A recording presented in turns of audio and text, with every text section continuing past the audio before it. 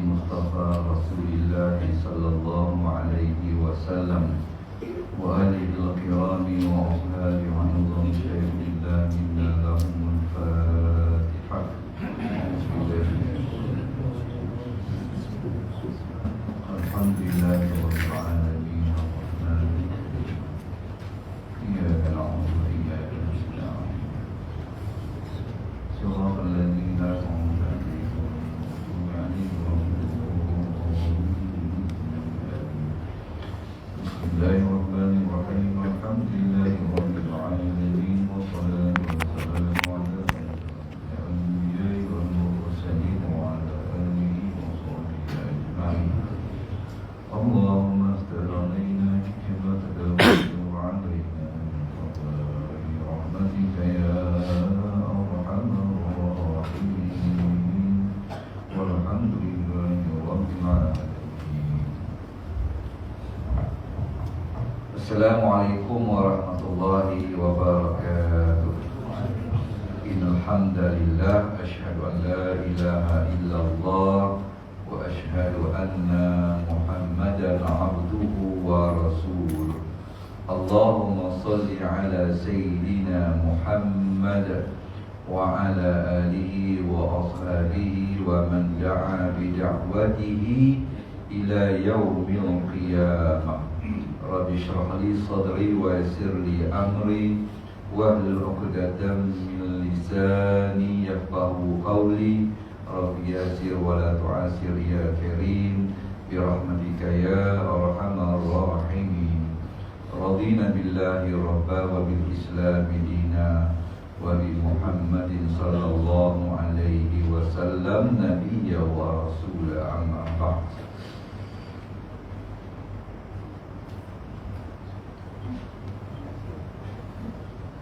Assalamualaikum warahmatullahi wabarakatuh. Pada semesti surau Imam, apabila tuan-tuan dan puan yang Allah Subhanahu wa taala, syukur kita pada malam ini dapat bersama kita menekuni, kita berkongsi ilmu kitab yang berkaitan dengan akidah dan juga tauhid. Kalau kitab saya malam ini kita buka muka surat 129. Kita masuk bab sifat sama ataupun sifat mendengar, maha mendengar Allah Subhanahu wa taala. Bismillahirrahmanirrahim. Sifat sama atau mendengar adalah sifat azali. Jadi sifat Allah ni memang azali, bukan dimulakan tak dengar lepas tu berdengar, tidak. Dia memang, sebab ianya sifat itu berdiri pada zat Allah. Sifat mendengar Allah ni berdiri pada zat dia. Berbeza dengan makhluk. Kita ni sifat mendengar kita pada telinga, ya? Bukan pada pipi, bukan pada tangan, bukan pada kulit. Tapi sifat mendengar kita pada telinga. Sebab saya mendengar, terus automatik kita faham itu telinga. Tapi telinga tu adalah tempat alat yang Allah izinkan untuk kita mendengar. Tapi bila sebut samanya Allah, mendengarnya Allah, dia bukan letak pada telinga tak. Allah tidak macam makhluk. Dia hanya pada zat dia. Sifat Allah tu ada pada zat. Jadi kita tak dapat nak memisalkan dengan apa sekalipun. Macam mana contohnya sifat mendengar itu pada zat, tidak akan ada. Sebab Allah itu sangat berbeza dengan makhluk yang ada di atas muka bumi. Jadi sifat Allah itu mendengar pada zat dia. Zat Allah itu mendengar. Kalau kita telinga lah mendengar, kan? Dah tidur kita kan, dah tu tak dengar, hilang pendengaran apa, dah tidur. Tapi pendengaran Allah itu dia adalah pada zat Allah itu sendiri, yang bergantung pada sesuatu yang dapat didengar atau sesuatu yang mawjud. Jadi mendengar Allah ni dianya ada dua. Kita makhluk ni mendengar kita bergantung pada benda yang didengar. Ada bunyi kita boleh dengar, tak ada bunyi tak boleh dengar. Itu kita punya yang diizinkan Allah. Pada benda yang berbunyi dan bunyi itu pula, kalau jauh saya dengar lah, kalau dekat dia dengar. Tapi maknanya benda yang ada bunyi kita boleh dengar, yang tak ada bunyi kita tak boleh dengar. Aku datang perlahan belakang tak dengar, tak dengar kita dah. Walaupun dah okey kan. Pendengaran kita tu bergantunglah, ya. Kadang-kadang ada pendengaran yang halus. Tapi dia kata sini, dia kata bergantung pada satu yang dapat didengar. Apa sahaja yang boleh dengar, Allah akan dengar.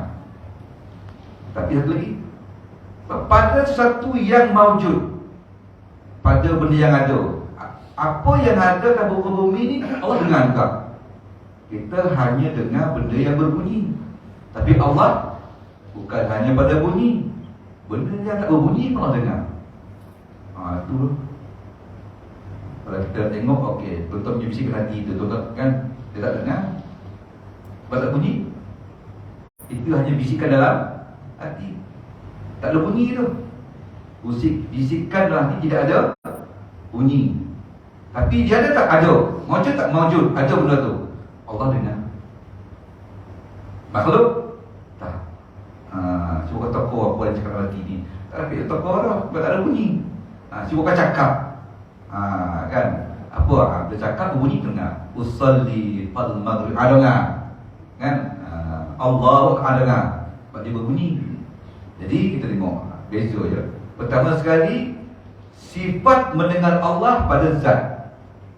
Kita mendengar pada ada telinga ni. Tu beza tu. Bila kita belajar tentang sifat mukhalafatul hadis, kita nampak beza je dah. Kemudian kita pula mendengar tertakluk kepada hanya bunyi. Tapi bunyi dia pula, tengok pula. Kalau yang dokek tu sesuai dengar, kita dengar lah. Kalau jauh, berbunyi juga, tak kita dengar lah. Bunyi kereta berlanggar ke kampin, dengar tak? Dengar tadi. Kenapa kereta berlanggar ke kampin? Saya tak dengar lah, sebab apa, saya duduk rombau berlanggar ke kampin. Tapi bunyi, dia tahu. Yalah bunyi tuan berlanggar tu. Saya kat rombau berlanggar ke kampin, memanglah bunyi. Tengok. Tapi Allah di mana pun berbunyi, kat mana pun, bila pun, apa-apa bunyi pun dia dengar. Tak ada satu benda, baik jauh, baik dekat, berlaku saja Allah tahu, dengar bunyi tu. Kalau tidak, nak tanya sikit lah. Zat tu mana zat tu? Zat. Zat Allah tu nak cuba cerita sikit. Zat Allah tu susah je kita nak je zat Allah, tidak.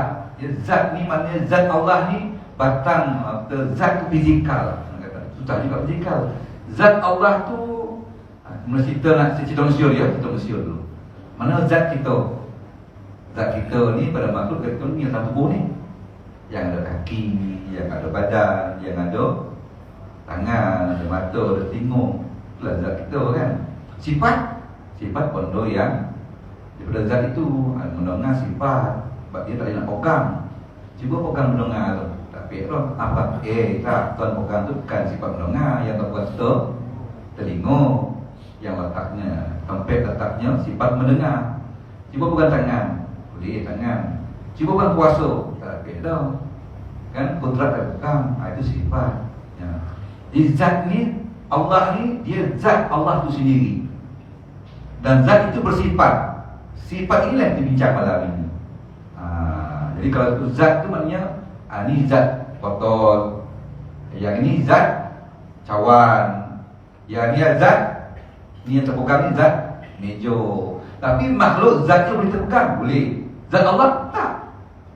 Berbeza dah. Makhluk yang lezat kita boleh pegang. Allah punya zat tak boleh dah. Kita berbeza dah. Sebab sifat kita belajar tu mukhalafatul hadis. Ya.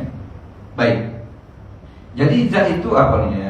Sifat mendengar itu pada zat Allah. Di mana pun berbunyi, dia dengar. Bukan itu saja, yang tak berbunyi pun Allah dengar. Itu yang kita tidak faham tu.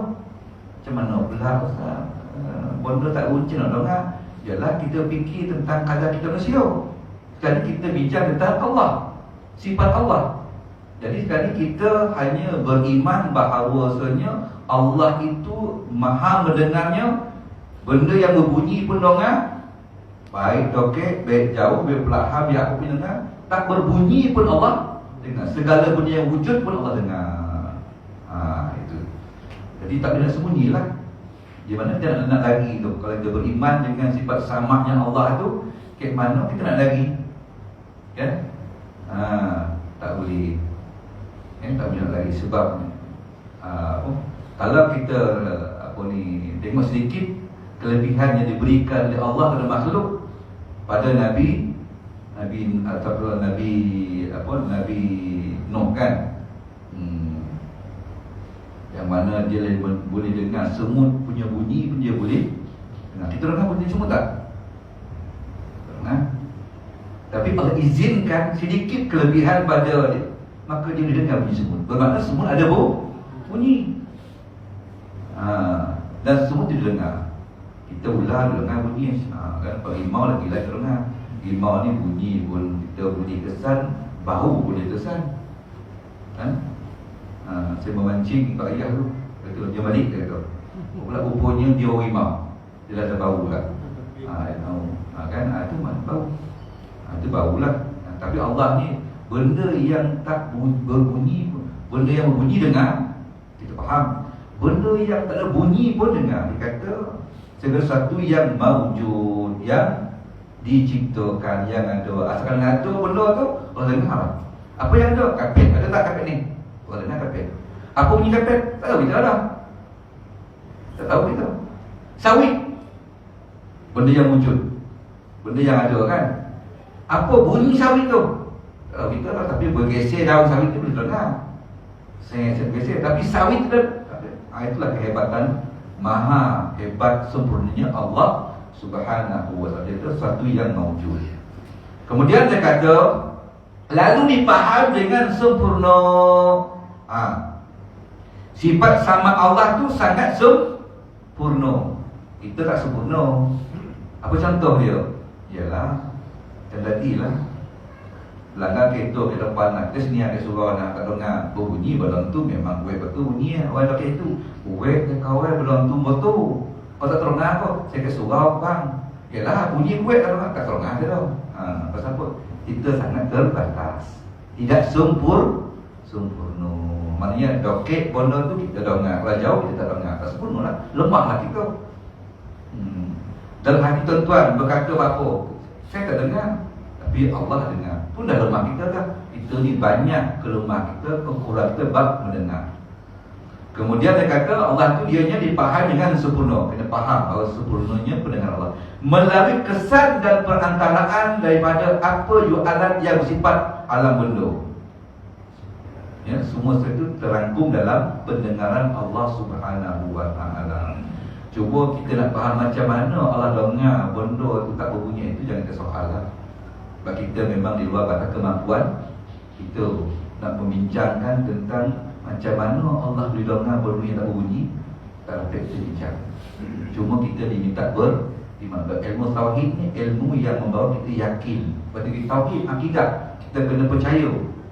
Nak pakai logik tak boleh lah. Sebab logik tu di sini yang akan tinggi lagi. Jadi kita tak membawa kita beriman dengan baik. Termasuklah sifat basar. Sifat basar sifat melihat Allah Subhanahu wa ta'ala. Sifat basar juga adalah sifat yang azali. Tapi yang sama ni tuan-tuan alal-alal bezakan makhluk dengan Allah tu dah bagus dah tu. Mendengar makhluk macam mana dengan Allah sebenarnya. Dengan makhluk ada bunyi. Berbunyi sama sekali tentang mendengar makhluk tu letaknya tergantung pada telinga. Allah pada zat. Macam mana pula dengar pada zat tu jangan kita bincang. Memang tidak ada kaedah ilmu mana-mana nak bincang benda tu. Sebab itu zat Allah pun kita tak mampu nak cerita lebih lanjut.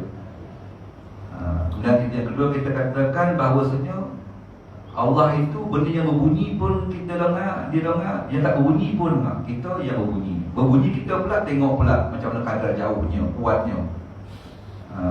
Dulu bukan serang di luar, jatuh gelas cucu jatuh gelas kat dapur. Dengar. Apa tu? Kalau bocah lah tu. kita pun berlolak lagi tak tidak kacau kan. Terlongar. Tapi kalau jiran sekolah macam kacau pula. Wah, terlongar tu. Longar tak orang tadi, kenapa kak? Oh, tak apa. Gelas dia pocah yang seboli sama tu boli di kalang kawi dia pocah tak kawan 3 biji ke dapur tu. Kau longar tak? Tak longar. Bunyi kuat pocah, tak salah longar. Kita lemah. Jadi kalau Allah jangan gelas tu ke mana-mana satu dunia ni, bumi, atas langit, mana pun alam sekalian, apa makhluk yang wujud pun Tuhan dengar bunyi itu. Dan satu bunyi pun takkan terlepas. Baik bunyi yang berbunyi atau bunyi yang tidak ada bunyi. Boleh kita fahamkan macam mana. Kalau kita mengatakan benda yang bunyi dengar, Allah dengar. Boleh tak bunyi, Allah dengar. Kita melemahkan Allah. Kita telah masuk bab melemahkan Allah. Sebab kita kata benda yang mawjud pun Allah dengar, yang berbunyi pun Allah dengar. Dia boleh kata macam mana pula kau benda yang berbunyi Allah dengar. Bermakna kita dah melemahkan, tidak menyempurnakan sifat mendengarnya Allah. Jadi kita kena pujuk hati kita, benda yang tak bunyi pun dengar. Dah sempurna dia. Kemudian basar, melihat, maha melihat. Berarti dia kata maha melihat kan. Sifat basar juga adalah sifat yang azali. Kan? Sebab apa azali? Sebab dia berdiri pada zat Allah. Tapi kalau sifat melihat kita pada mata, kan? Sifat pada mata. Cuma kadang-kadang kita juga heran. Kita heran sebab kita biasa ada mata melihat. Tapi dulu saya kongsi dengan tuan, ada seorang kawan saya, Sa'adun nama dia, belajar di Ustaz Islam. Zaman tu dipanggil Ustaz Islam, tapi kat masjid negara. Lepas tu barulah ada darah Quran. Islam dulu. Kami kata Ustaz Islam, itulah tapis. Kalau saya belajar itu. Jadi ada pelajar Perak, dia betul. Tak ada orang melihat. Melihat itu letaknya pada mata. Dia ada mata, tapi tak ada sifat melihatnya. Dia hanya ada pada mata. Bagi siapa yang sifat melihat, memang sifat melihat bagi manusia letak pada mata. Tapi sifat melihat Allah bukan pada mata Allah. Lihat zat dia sendiri. Ya, zat itu lihat. Jadi kalau ada tengok orang jadi nisbah sikit, ya, nak bagi macam mana orang tu tak ada lihat, orang yang buta, pun Allah bagi kuasa melihat dengan kadar-kadarnya. Jadi kat Sa'dun ni, kalau saya ni orang Jelebu, kampung Pergai Jelebu. Jadi Sa'dun di sekolah ni dia kata jom rumah aku lah. Di Sa'dun pergilah rumah. Jadi okeylah, daripada Ustaz Islam nak ke Kudu Raya naik bas tu tak salah, Sa'dun tahulah. Naik di bawah, maknanya orang buta tadi, kalau salah buta, berpandukan bantuan dia walaupun dia tak ada, tapi dibantu di Sa'dun. Libat ini main daripada Kudu Raya nak pergi ke Ipoh Perak, tak ada masalah. Sa'dun ada, Sa'dun pun tahu Ipoh. Daripada Ipoh tu naik bas Ancet-Ancet, pada Pekan Ipoh nak ke kampung tu, Sa'dun tak tahu. Kalau saya ni tak pernah pergi lagi, tak pernah pergi ke rumah kawan dia yang betul tadi. KL ke Ipoh tak ada masalah kan, dia boleh tahu. Tapi daripada bukan bas ten Ipoh tu nak ke kampung tu, bas Ancet-Ancet nak berhenti tu, tu satu duduk kan. Dia panggil abang, buat tua, dia tua sikit. Bang, cik nak turun ni. Kalau dulu lah dia kata, sekarang dia kata tokan loceng atau tokan loceng. Dulu kat loceng tu kan, tokan loceng. Nak berhenti depan saya, dia bukan loceng lah. Ting, dia berhenti kan. Jadi situ kawan saya dah jidu, Sa'dun dah jidu. Yang kawan betul ni dia sekolah anak, dia belajar. Sampai masa ke kalau ceng dia kata, siapa yang suruh kalau ceng tuan? Kawan yang betul tadi lah. Dia suruh kasih Sa'dun, dia kalau ceng. Yang Sa'dun dah tahu. Sa'dun dah mata, ada mata. Sa'dun ada tak sifat melihat? Ada. Dia nampak benda yang wujud dia nampak. Tapi maknanya Sa'dun dah tahu ke mana nak berhenti. Tak kasih main tengok berhenti. Nampak tak? Tuan-tuan, apa macam mana orang yang ada mata tak boleh lihat, dia tahu dah sampai tak? Itu maknanya itu baru makhluk. Itu baru makhluk. Allah Maha melihat. Kan? Baik. Dan saya pernah baca satu kitab antara mukjizat Nabi SAW, ya, antara mukjizat Nabi Sallallahu Alaihi Wasallam. Nabi ada mata depan, dia nampak depan, dan dia tahu belakang. Itu baru makhluk, kan? Baru makhluk. Baik, kita ambil pula lagi orang yang bersilat ilmu yang tinggi-tinggi ni kan, wah, dia boleh tutup mata 5-6 orang keliling dia, kan? 5-6 orang keliling dia. Mungkin tuan boleh tengok nak cerita barat tu kan, ada orang tua dia ada pedang dia, 5-6 orang keliling dia. Tuan-tuan, bagaimana dia tahu apa tu pedang gerakan dia ngelak, sedangkan mata dia butuh? Itu baru makhluk. Itu baru makhluk. Di sini kita nampak Allah Maha melihat. Baik, kata sini bergantung pada segala yang dilihat atau yang maujud, lalu dipahami dengan sempurna. Ya, benda yang ada, benda yang maujud, benda yang ada, semuanya tak terlepas daripada penglihatan. Allah nampak benda tu. Kita tidak, kita nampak benda yang okey. Kita saya parking keluar, nampak kita lah, kan? Nampak lah. Tuan-tuan beli selipar mahal, RM160 selipar kulit, letak keluar, nampak tak? Tak nampak, kan? Saya pernah beli selipar kasut, bagi saya mahal lah. Masa tu kita baru kerja kan, mahal. Pergi masjid, baju mahal. Nak sembahyang agak nak nampak kasut tak boleh. Itu dah berat, tinggal belakang, tak nampak. Oh, tibai. Sekali pakai, tak nampak. Siapa dia tak nampak? Sebab nampak kita tu memang Allah bagi, tapi sangat terbatas. Yang saya nampak ni, tapi dinding belakang kita tak nampak lagi kan? Allah tak begitu. Asalkan ada benda tu Allah nampak. Tak ada benda yang boleh melindunginya. Lepas itu dia kata sini, dipaham dengan sempurna, bukan melalui khayalan atau kewahaman. Allah nampak tu betul-betul nampak, bukan hanya main sangkaan-sangkaan. Kita mungkin ada takut misal sangkaan apa kan. Juga bukan melalui apa yang jenis perantaraan. Tidak ada melalui apa-apa perantaraan. Kita mungkin kena melalui apa perantaraan. Okey, ni dinding, kita nampak apa dalam dinding tu, tapi saya boleh nampak apa dalam dinding itu dengan perantaraan. Contoh apa? Saya pandang suami, betul? Nampaklah saya naik kereta tuan, saya pandang depan, saya tak boleh pandang belakang. Apa belakang saya nampak, tapi satu masa saya boleh nampak belakang dengan perantaraan apa? Perantaraan cermin sisi dan cermin. Tengok, saya nampak belakang.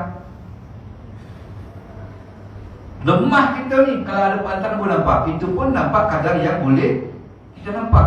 Allah tidak, tanpa perantaraan. Benda tu jauh, benda tu okey, ada langit tanah pun, dalam tanah pun, di mana-mana pun, tidak satu benda dalam satu masa terlepas dia daripada penglihatan Allah. Tak, tetap dapat, serentak dapat. Kita tidak. Dan saya pandang ni, kita nampak sini tak? Saya pandang sini, kita nampak sini. Tapi saya nampak sini sebab cermin tu. Maka itu perantaraan. Saya nampak Haji, walaupun saya nampak sini, saya nampak Haji. Tapi Haji menampak, yang ni menampak, walaupun muka ke sini. Sebab apa? Perantaraan cermin. Lemah, saya lemah. Sebab saya kena perlu perantaraan, pun nampak dua side, dua arah. Kalau tidak, tak ada cermin, kita nampak salah, saya nampak. Allah tak perlu pada perantaraan. Jadi di mana kita sembunyi? Tak dapat. Tak dapat kita sembunyi lah. Dongah pun didongah, nampak pun dia nampak. Itulah akan bawa kita kepada berakhlak dengan akhlak yang hebat. Bila beriman kepada sifat Allah Subhanahu wa Ta'ala. Itulah seorang guru, dia uji murid dia, 10 orang murid, dia bagilah ayam seekor. kau sembelih ayam ni.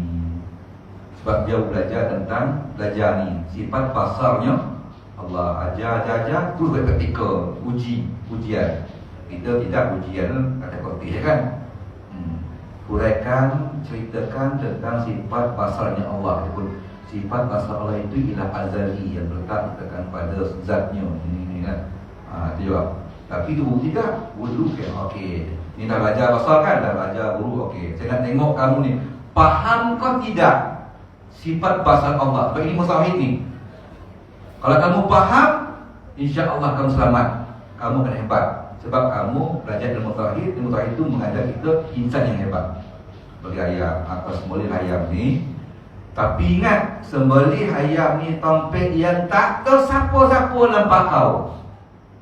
Pisau dah. Ada cerita dia pergi belakang awal jambatan. Dia pergi jambatan tengok sembelih. Ada pula cerita dia masuk dalam pergi buta. Turun kali kan, beli tengok tak tahu clear beli. Ada pula cerita dia nyolang dalam air. Dengan ayam-ayam pisau tu nyolang dalam air tu. Dalam air tu tahan apa disoleh ayam tu. Ayam tu melomel dia melomel. Hukum bekah juga tuan. Hukum bekah. Sembelih mati sebab sembelih ke mati sebab lomel? Di sini kita berbekah hati-hati. Dia nyolam tu kan, dia sembelih. Dia tu dilomel. Semua bukan berbati, kena sembelih sebab lomel. Boleh makan tak? Kalau kita yakin dia mati sebab lemas, tak boleh makan walaupun kita sembelih. Tapi kalau dia mati sebab kita sembelih, okeylah, makanlah. Tak ada masalah. Baliklah Nabi ni tengok terpulang ke kepala. Kau kamu di mana? Saya tuan guru sembilan pergi butuh. Memang clear, tak ada siapa nampak. Saya seorang dia kata. Kamu, saya lagi dahsyat tuan guru. Saya nyolam dalam sungai dengan ayam-ayam sekali. Saya sembelih, ayam berlomel tu sembelih. Keluar sungai. Seorang tu pula tak nampak sembelih. Hidup kiok. Kau ni ke mana? Tak dapat tuan guru dia. Semana sepoi pun nampak dia. Tak dapat senyum ni nampak. Aduh nampak. Ke mana pergi? Banyak dompet sepoi. Jangan kawan tu mano dia kata aku senang buat jembatan dah sembelih dah. Kan? Masing-masing hebat belaka lah. Untuk guru bagi makan kepada yang gagal menyembelih kau berjaya. Memang kau faham ilmu tauhid ni. Kau yang faham ilmu basarnya Allah. Sebab ke mana baik pun dia nampak, dia percaya Allah nampak. Ai murid percaya. Jadi daripada 10 seorang yang lulus yang 9 tadi. Memang kan? Itulah. Jadi situlah dia. Jadi percayalah seorang tu. Sebab dia faham, dia belajar dan dia menghayatinya. Begitu macam kita lah. Pergi mana-mana pun tak dapat. Pergi seorang-seorang. Saya ingat lagi waktu saya pergi jalan kawan saya meninggal dunia. Dia meninggal pukul 10 pagi, 12 tengah hari saya dapat maklumat. Dia duduk di Patani. Dia pun dia kata, kawan baik saya masuk kawan baik ni, saya tak duit dengan dia, dia cut, ambil lah berapa nak kata. Saya ambil mesti kita, saya dah ambil 2,000. Kata, anak bidang 2,000 dia tak tengok pun. Dia garis tak ganti. Tapi kita amanah lah ganti dia. Baik. Meninggal ke 10, pukul 12 saya tahu. Dan sebab saya tengok tiket ke Tubang. Ke Tubang pukul petang. Jadi bermakna saya tak dapat. Saya pun 2 minggu lepas tu saya dengan rumah saya pergi. Saya pergi terbang turun ke Anyai. Dan saya sewa kereta pergi ke 1 jam lebih ke Patani. Tapi itulah dah sampai itu dan memang dah 2 minggu dah, seminggu lebih. Saya hanya mampu ziarah kubur je lah. Ziarah kubur, saya pergi kubur, saya semayang. Saya semayang jenazah.